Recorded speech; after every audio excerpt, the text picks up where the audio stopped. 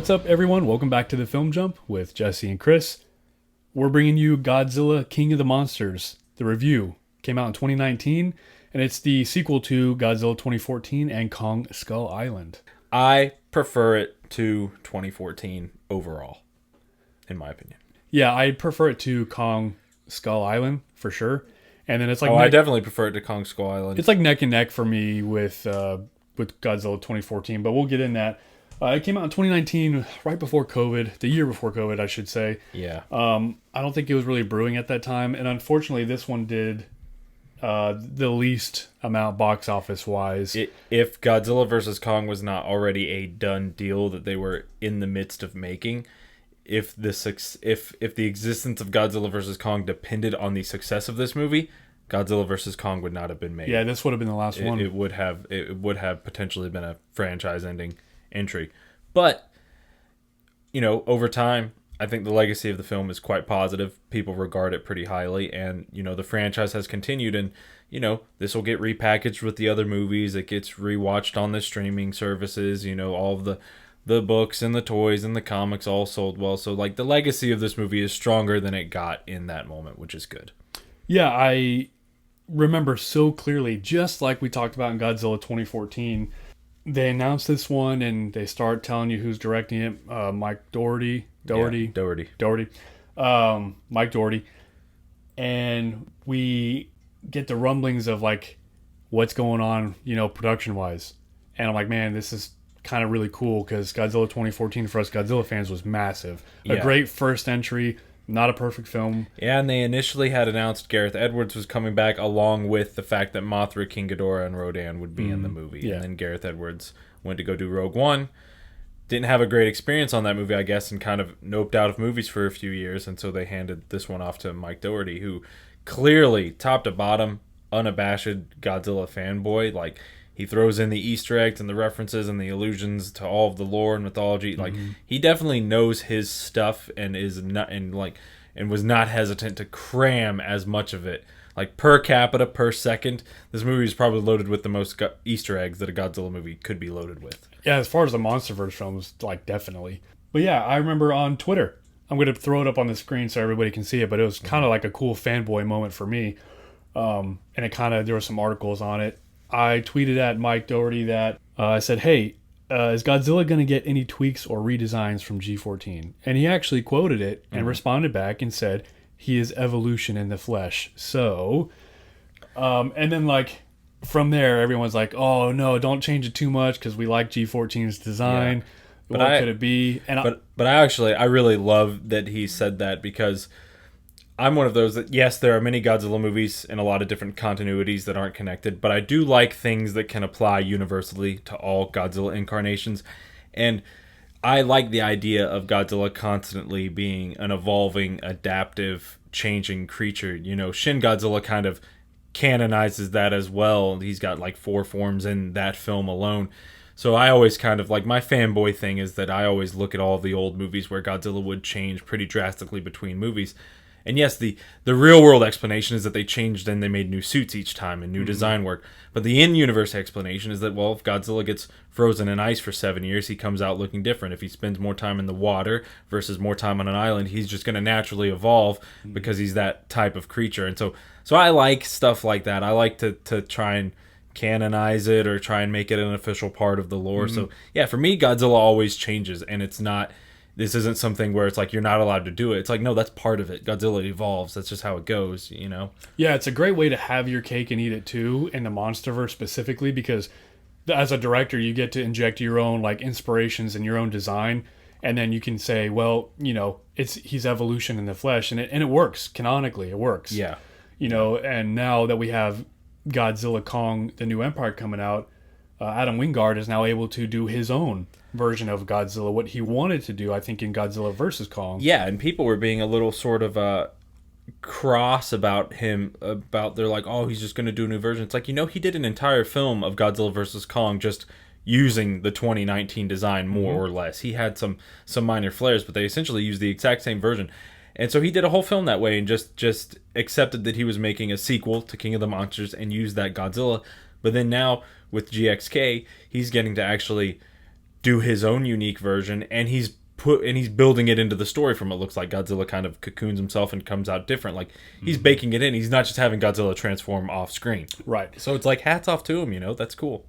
Well, and Mike Doherty got to do the same with his iteration, and he respected the design from G14, which everybody I think across the board thinks is a great design. Yeah. He basically added. I don't love the elephant feet, but that's okay. Yeah, well, and he expanded the toes a little bit, made them more predatory like that, and he shortened the tail, and he added the classic spines, the dorsal fins. Yeah. And a lot of people like that. My only criticism is that I think his head looks a little kind of tiny. Because they made him a little bulky, like they bulked up the body a little bit, so the head kind of gets small.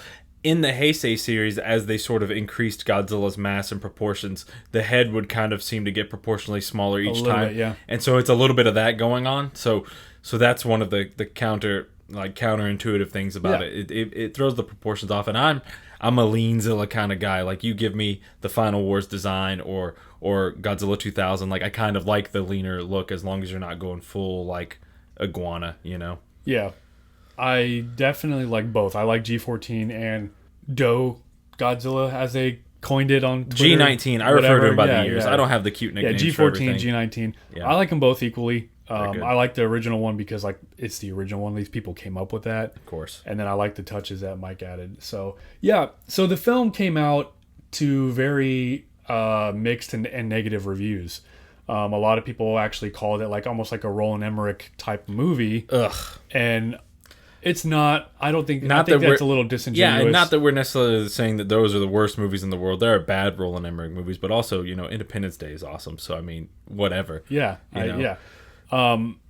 as lifelong Godzilla fans, it's hard for us to dislike a Godzilla movie. It's got to, I think, just be pretty terrible. Yeah, and it's also tough to dislike this one that seems like it's a fan trying so hard to put as much in there that the fans can appreciate. Yeah, but it doesn't really feel like fan service. It doesn't feel forced. No, it's just natural, so...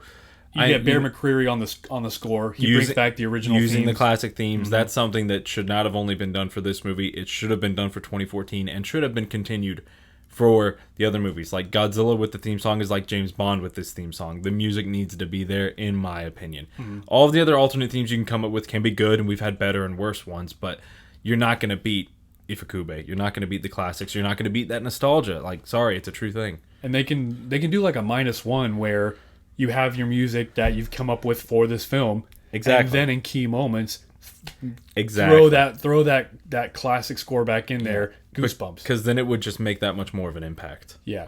So again, we're coming from a place of we love Godzilla movies, and I think they'd have to do Godzilla himself a disservice for us to dislike a Godzilla movie, because there's a different flavor for all, different flavor for every Godzilla movie. But this one in particular, because of what it accomplished as far as classic Toho monsters, you got Vera Farmiga, Ken Watanabe's back, Charles Dance, Kyle Chandler in the lead, Millie Bobby Brown, her film debut, coming hot off of Stranger Things. Yeah, you have a great cast. It is a great cast. It's we talked about it. It's a little bit of a large ensemble. Yeah. Some of the minor characters, some of the minor comedic relief scientist characters, few of those could have maybe been folded together.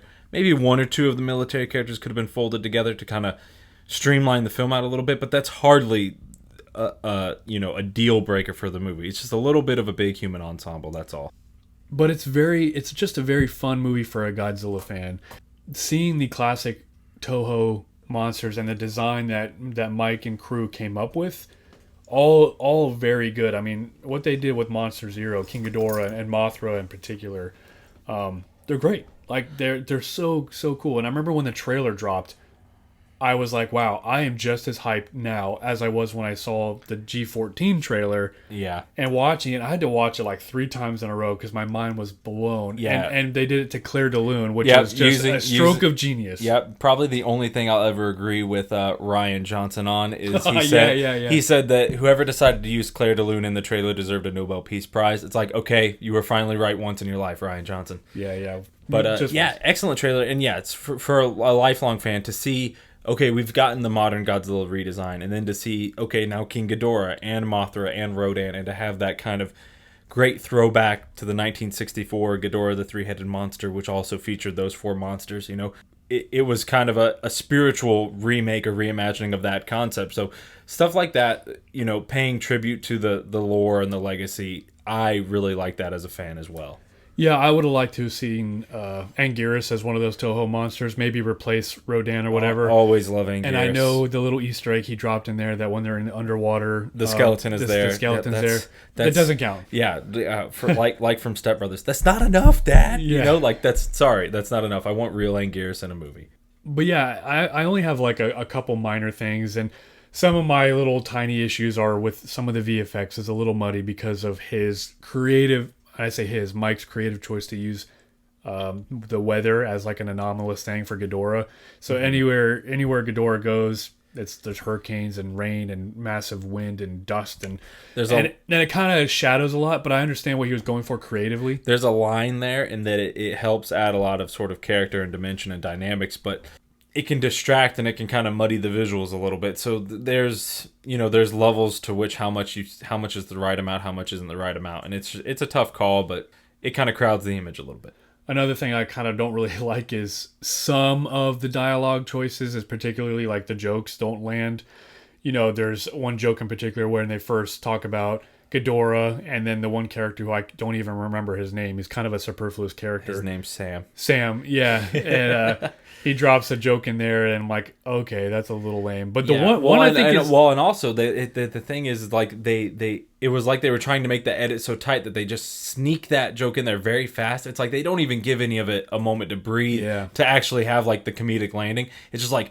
blah blah blah, like it just gone through really quick. It's like you don't even let people laugh at that. It just feels weird, It's like you can tell they were like this movie feels like one that they were battling to get the runtime where it was with such a large cast of characters and so many monsters that you can tell that like they were making some difficult decisions in terms of where to stretch and pull this thing. So I don't know. Yeah, I'm not in love with that joke either.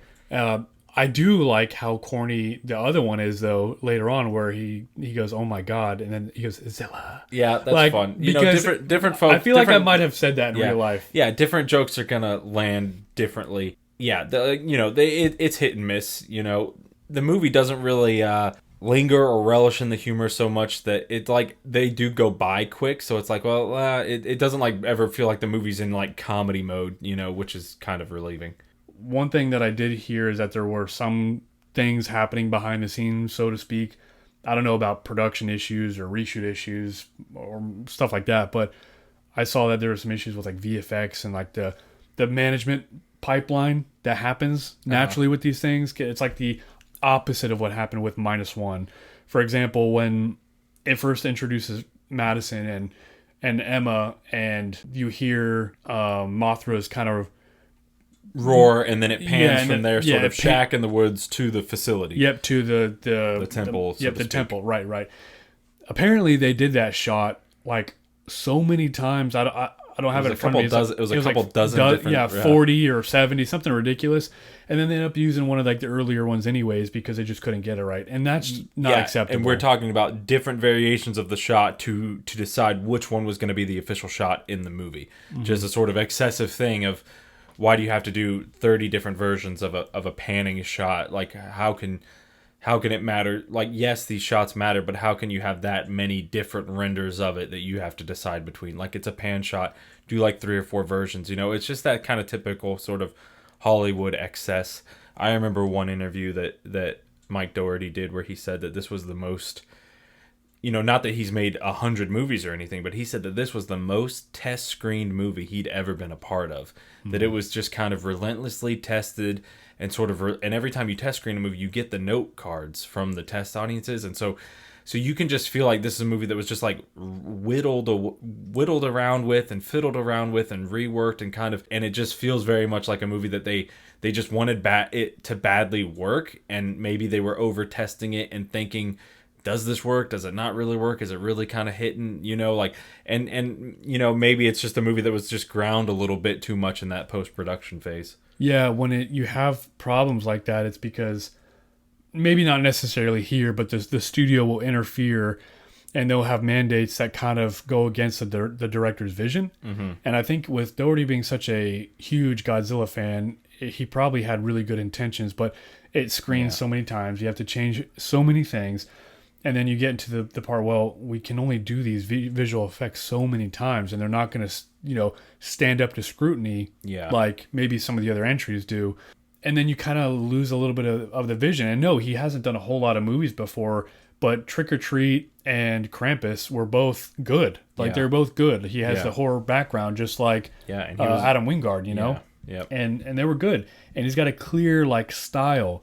But when you watch this, I feel like you don't really watch and say, that's a Mike Dougherty movie. Yeah, it feels a little bit, kind of doing the house style, trying to and like I said, I generally really do like it. I think the movie does a lot more good and a lot more awesome than it does bad, but it does seem like maybe the script was a little, maybe there's some streamlining on the script level that could have been done. We talk about some things that could have been done to improve 14. This one seems to correct some issues and not correct other issues. I certainly think that a somewhat smaller human cast like G14 would have done this movie good.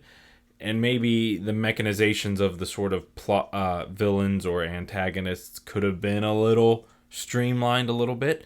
But in terms of, once it comes to the spectacle, the music, the action sequences, and certainly the pacing of how they pace out the monster appearances and the monster battles throughout the film, those are certainly things that I do think are improvements over how 2014 is. Not a whole lot of long teasing going on in this movie. And that's what you go to these movies for, is the giant monster action, like the cool stuff. And yeah, it has that in spades. It's very cool. There's a lot of little cool things here and there. When Godzilla first comes up in Antarctica, it's like the same reveal that he had in 2014. Yeah, they start at the feet and pan up. The hero's reveal, a lot of similar cues like that.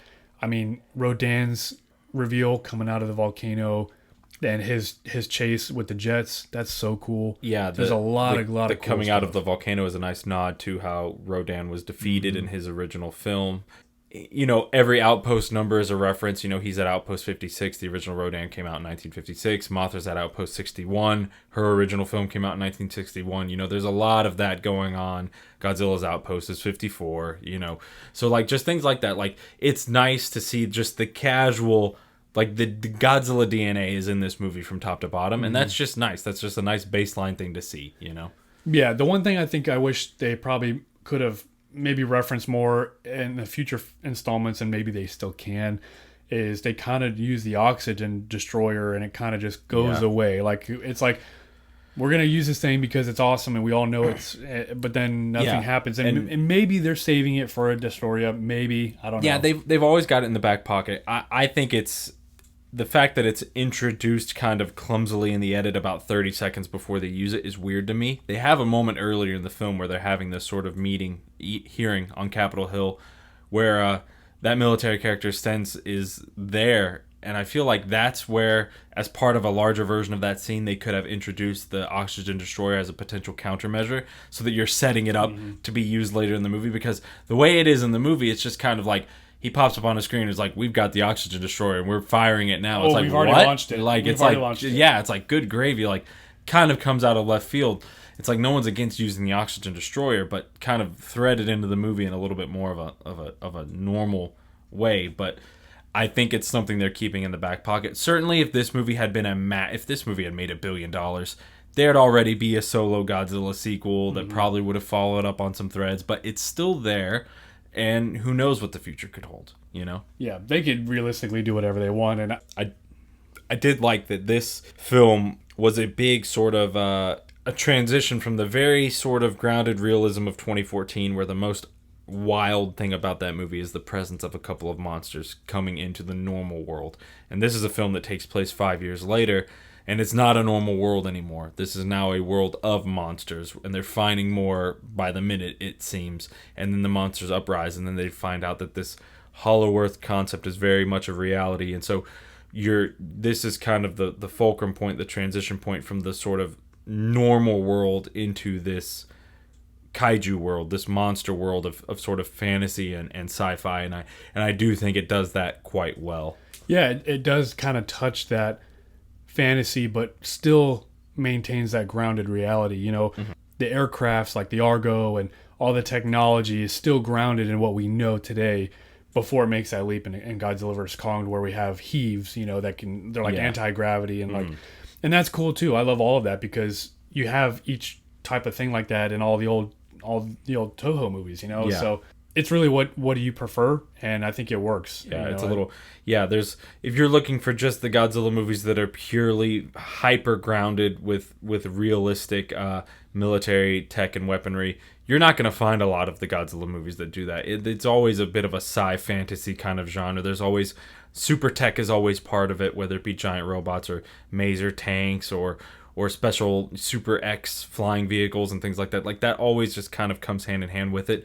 So I don't think the modern movies need to be any exception to that. It's kind of part of the franchise. Mm-hmm. Especially Hollywood doing these big boisterous blockbusters, you know, like you want to go wild. You want to see those concepts kind of done with the grand kind of Hollywood budget. So yeah, speaking of just going for it, that was one of the things that I really liked that Mike brought to this movie is we're just gonna go for it. Like I'm gonna pack everything in there that I want, and I said that because I want to talk about Burning Godzilla or Fire Godzilla, yes, or whatever you want to call it. I love it, absolutely love it, and I don't care that they shot it off too early. Like no, I think it works great.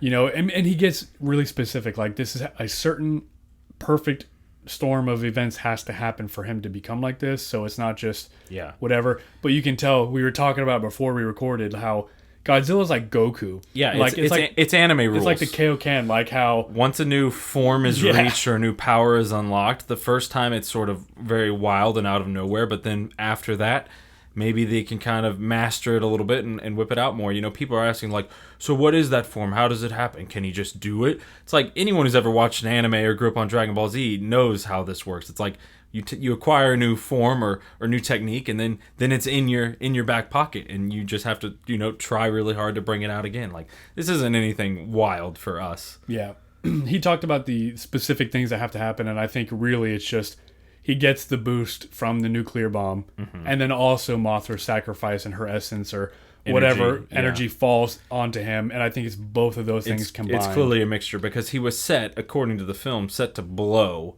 before that happened, and then Ghidorah also was absorbing a lot of his energy. So if he had excess energy and Ghidorah was absorbing a lot of it out of him, that would possibly also avert the whole he was going to explode thing. And then Mothra gives him sort of a power boost, which is or sort of passive, you know, a passive. I was going to say maybe it's Mothra who prevents him from exploding. Self-destruction. Exactly, you know, it could work either way. And it's pulled right out of the 1993 Godzilla vs. Mechagodzilla 2. Only in that film it was with Rodan. Rodan sort of dies, transfers his energy to Godzilla, and then Godzilla gets a power up from it. You know, this is all, you know, standard issue for this franchise. If any of it seems too out of left field, it's like it's sticking to the core truths of the character. This is all stuff that's kind of been done in different variations before, and it's cool to see. Yeah, I agree. I really like Godzilla King of the Monsters, like a lot.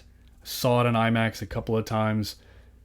How would you rank this one, and what score would you give it? And now, again, we're huge as a Godzilla film or movie, and as a Godzilla fan, and within the Monsterverse specifically, how would you rank it, and what would you score it? So far, 3 Monsterverse movies in, I think I would have King of the Monsters up top, then G14 behind it, and Kong Skull Island just under G14. Like G14 and Skull Island each are like these opposite end of the spectrum, very different. But like they're very sort of neck and neck. This one, for a lot of the things it does, like it does some things worse than 2014, but for the things it does right, it kind of does them so much more right, and I appreciate it so much more that I put this one above that one. And as far as a ranking out of 10, I think I go like 8.5 for 14. So for this one, it's very much that sort of 8.5, 9 kind of like this isn't a perfect movie, isn't necessarily a perfect Godzilla movie. And we're ranking it with as a Godzilla movie. Yeah, I'm not. Yeah, this isn't pantheon of all cinema here. And plus, my out of 10 rankings are always wild anyway. I always just either say like I love a movie, I like a movie, I dislike a movie. I don't really think out of 10 so much, but. Right. But I'd give it a near perfect. It's almost got everything right. You know, like it's right there. It does a lot right. A few quips and qualms here. It's not perfect, but it's a damn good movie. Yeah, for me, between us, I'm like notorious for being the one that stands Godzilla 2014. So I think it still barely edges out. If not, they're tied. But I do rewatch, as I said in our Godzilla review. I rewatched this one, King of the Monsters, so much more because it is a fun ride. It's so much more fun to watch throughout the entire thing. Yeah. They still do some of that little cinematic foreplay things, like when they first clash, and then the Argo comes into frame and says, "Oh, not just yet." Yeah. I kind of don't like that, but again, it's neck and neck with G14 for me, and then Skull Island is below that. And if I had to give it like a score, same. It would be like an 8, 8.5 for me. Yeah. Whereas G14 for me is like 8.5, 9. Yeah. But and that's because I think this is a better Godzilla movie. Yeah. But I think, minor quibbles aside, I think Godzilla 2014 might be a better, air quote, film. Yeah. You know, a more sincere attempt as a film. Yeah, I'll watch 2014 to get a bit more of a traditional sort of disaster movie, and then when I actually want to see Godzilla, I'll watch King of the Monsters. When you want to see him in the rain. Yeah, exactly. You want to see him all cloudy and whatnot. Yeah, exactly. Yeah, so this is our third episode, and we're going with in the Monsterverse series, we're going along with all the entries here, and the next one will be Godzilla versus Kong. So yeah, let us know what you think about Godzilla King of the Monsters. So, all right, everyone. Well, thanks for stopping by. Have a good one.